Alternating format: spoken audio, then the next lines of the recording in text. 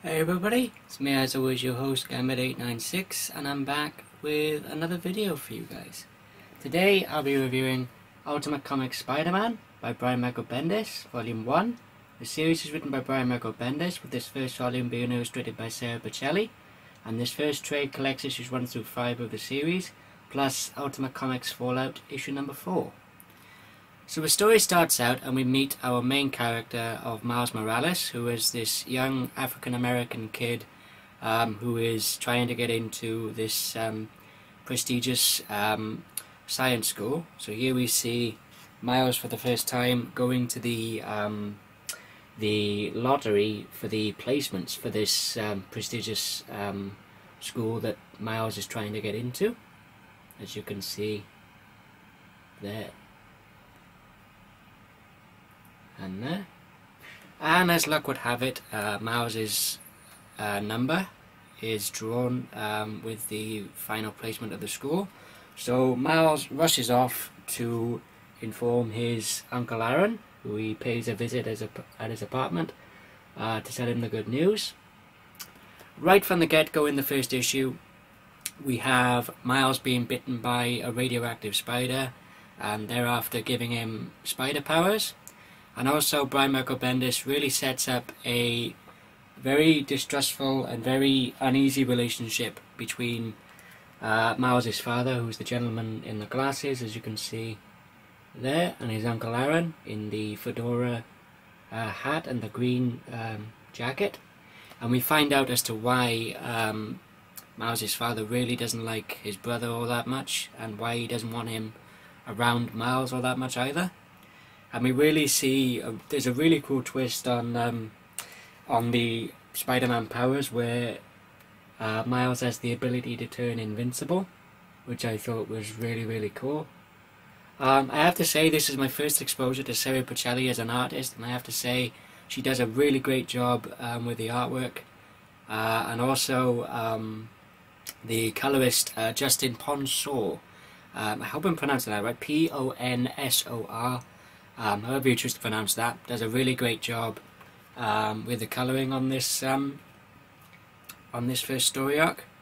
So then we have Miles going about and trying out his newfound powers, and then he also tells his best friend, who we get introduced to, which is the character of Thankyou, who's this pretty geeky kid who does nothing but plays with Lego all day, which I can reminisce with because I used to play with Lego a lot when I was a kid. So I thought that was a really cool touch on the part of Bendis.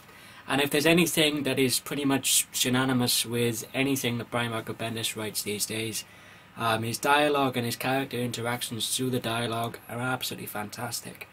There's a really great character exchange and some character moments between Miles and his father, as they're sitting down on a park bench and his dad is explaining to him why he doesn't like his brother very much, and why he doesn't want him around his Uncle Aaron very much either. And that was just a really great character exchange through the dialogue between these two characters. I have to say, after reading this first trade, I really like the character of Miles. I really like his father as well. In fact, I really like all of the characters in this first trade that we're introduced to, except for the ones who are evil, like Norman Osborn and possibly his Uncle Aaron, who's a bit of a nefarious character with a questionable background and a questionable reputation. So then we see Miles actually trying out the whole sticking to walls thing, which is one of obviously the signature powers of Spider-Man. There we are, as you can see from the artwork there. And over the course of these 5 issues, we really see Miles grow as a character, and also growing into the role of being the new Spider-Man, essentially. I mean, Miles really goes from being just this young kid who wants to get through school, wants to get through college, doesn't want these whole, with great power comes great responsibility powers that he's been inadvertently given by the radioactive spider.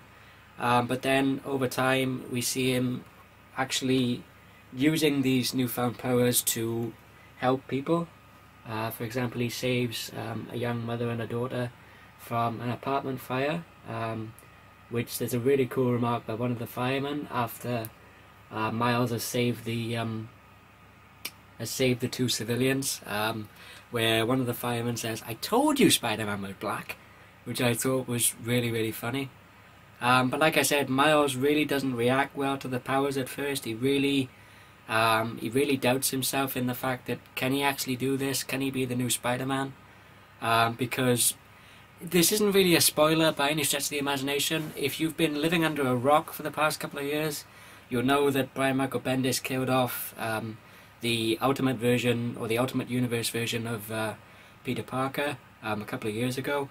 And that's not really a spoiler because, for one thing, it's contained within the synopsis on the back of the book, and also, or this first trailer I should say, and we also get some,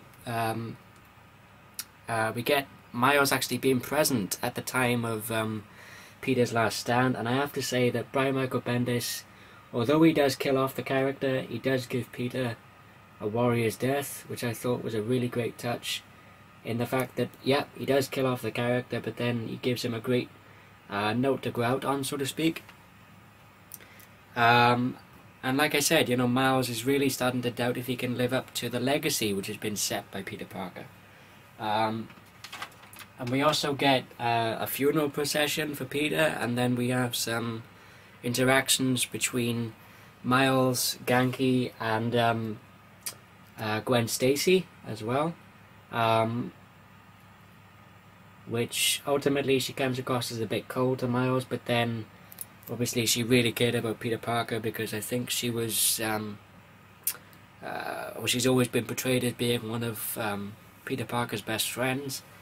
There's also some really great respect paid to Peter Parker, with Miles going out in a Halloween costume of Spider-Man, as you can see there, and he's discovering the powers sort of officially or properly for the first time, and he's having a ball, and then he gets into a bit of a scrap with one of these lowlifes out on the streets of New York City. Ultimately, it doesn't go very well at first, but then Miles is eventually able to stop the bad guy. There's some, also, like I said, one of the really cool touches is the fact that Miles does think, you know, maybe this costume is in bad taste, you know, in bad respect to Peter Parker, even though Ganke encourages him. He said, no, you know, you're honouring the dude, you know. But then Ganke's sort of this supporting character who's the encouraging, you know, go get him, you know, best friend kind of a guy. But anyway, I won't be doing that again. There's some really cool reactions from Spider-Woman, who ultimately doesn't take too kindly to Miles out parading in a Halloween costume of Spider-Man. So there's a really cool fight scene between her and Miles, which ultimately doesn't end too well, as Miles is still new to the spider powers, so to speak. And in fact, Spider-Woman doesn't even touch him. He just trips over and knocks his head on a water housing unit on top of one of the buildings, which I thought was kind of funny. There's also some really cool guest appearances in this from the Ultimates and Ultimate Nick Fury, who kind of understands where Miles is coming from, and he kind of counsels Miles, and he says, you know, you really shouldn't be parading around in this costume. And to which Miles says, look, I wasn't trying to disrespect the guy, I was trying to honour him, I'm trying to figure out what to do with these powers. And then, of course, Nick Fury, being the guy that he is, he said, I know what you mean, kid, don't worry, you know, we'll figure all this out. And then there's a really cool action scene and a fight scene between the Ultimates and the Ultimate version of Electro, as you can see there. And then there's a really cool fight scene between Miles and Electro as well, which I'll show you. Let's see if I can find a good page without giving away any spoilers. As you can see there. In the second panel we can see Miles using his invisibility ability to his advantage in trying to sneak up on Electro. Yeah, like I said, this is just a really great first volume, and big shout outs to James Donnelly, who said in one of his previous videos, if you're not reading the new Ultimate Spider-Man series, to definitely jump on and start reading. I know a good friend of mine and one of my fellow UK YouTubers, or two of them actually, Drmonkeybot, really likes this series, and also another good friend of mine, GoCeltics53. I chat with him every so often on Skype. He's a really great guy. I did ask him if the new series was new reader friendly, because my exposure to Ultimate Spider-Man was the Brian Michael Bendis and Mark Bagley stuff from a few years ago with the Ultimate version of Peter Parker. But then I read a few trades on the library. I didn't really get around to reading the series myself and adding it to my collection. But I'm really glad that I took all three of these gentlemen up on their advice and reviews and whatnot, and jumped on with this series because it's a really great series. You know, if you're fans of the original Ultimate Spider-Man series, or maybe you, if you jumped off after the death of Peter Parker, or if you're a fan of Brian Michael Bendis, then I definitely say this series is worth checking out. Or if you're just a Marvel fan in general, this series is definitely worth checking out. And then with Ultimate Comics Fallout issue number 4, we have a brief backstory of Reed Richards, which then ties into the first volume of the Ultimate Comics The Ultimates by Jonathan Hickman, which I've also reviewed over on Dark Avengering Plus in an in-depth review. So I'll put a link to that in-depth review in the description if any of you guys are interested in checking that out. I will also put a link to a new Facebook group that's just been upstarted by MyButter1, which is the YouTube comic book community Facebook page, or Facebook group I should say, sorry. I'll put a link to the group in the description. If there's anybody on here who's subscribed to my channel and you want to, you know, share posts on your channels, your videos, if you want to get engaged in the discussions, or if you just want a great place to talk about comics where you can interact with all of us on the page right now. We're currently up to, including myself, 74 members, I believe. So, like I said, I'll put a link in the description.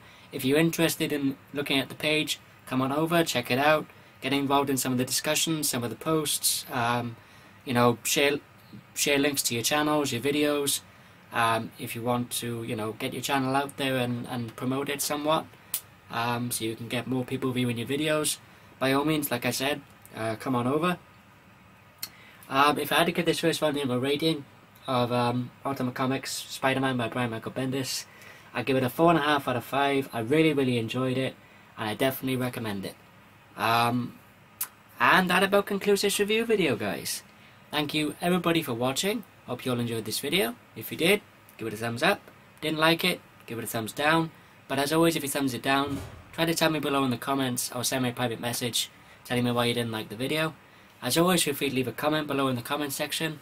If you're new or if it's your first time viewing one of my videos, please feel free to subscribe. And until next time, this is Scambit896 signing off, and I'll see you guys next time. Take care, guys.